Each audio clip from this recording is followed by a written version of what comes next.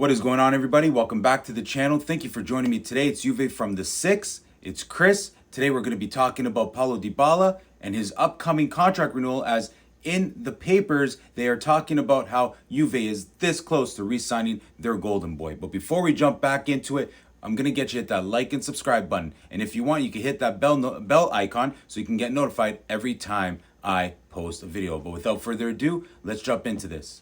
Paulo Dybala is currently signed to a contract that expires at the end of 2022, which essentially is the end of this year. Juventus and Dybala have been working tirelessly to try to find an agreement of re-signing the golden boy and renewing him. What that is remains to be seen. Dybala wants to stay with Juve. Juve wants Dybala to stay. We've gone all the way to the point of getting rid of Ronaldo for the fact of being able to afford a renewal with Dybala. Before Dybala got the number 10 jersey, that number 10 jersey was a very, very lucrative way of appreciating players at Juventus. Having Alessandro Del Piero wear that jersey for multiple years, there was no one that took that over until Carlos Tevez arrived at the squad a few years after Del Piero left. Paul Pogba ended up taking over Carlos Tevez's number 10 as soon as Carlos Tevez decided to leave. Once Paul Pogba left, all signs pointed to Paulo Dybala being given that number 10.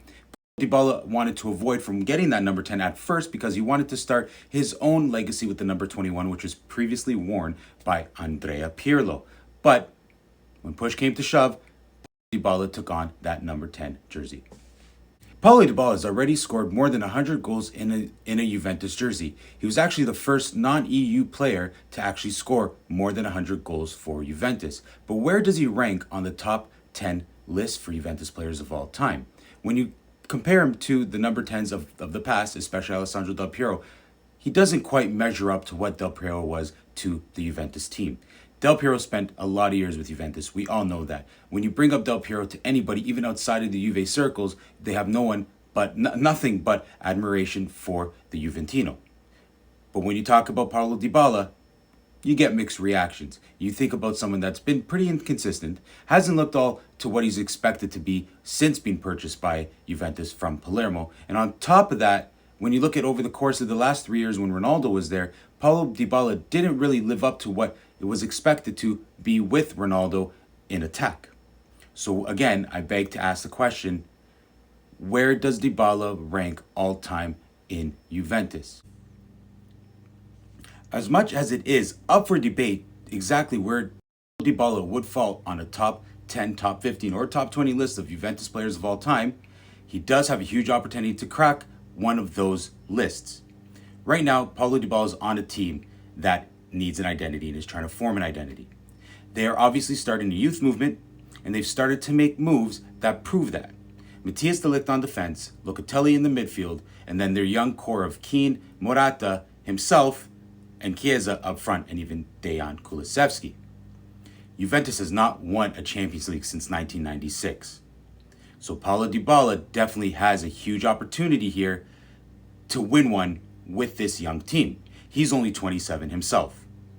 What that contract is going to be is yet to be seen, especially that length, because the numbers have actually been discussed and been publicized, but the length of term we do not know just of yet.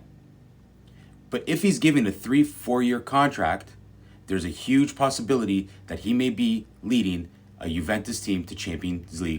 So even though Paulo may not be a part of those lists right now, if everything does go well and he does help Juventus achieve Champions League glory, I sure as hell expect him to be a part of that top 10 and even nudge Alessandro Del Piero as one of the best all time.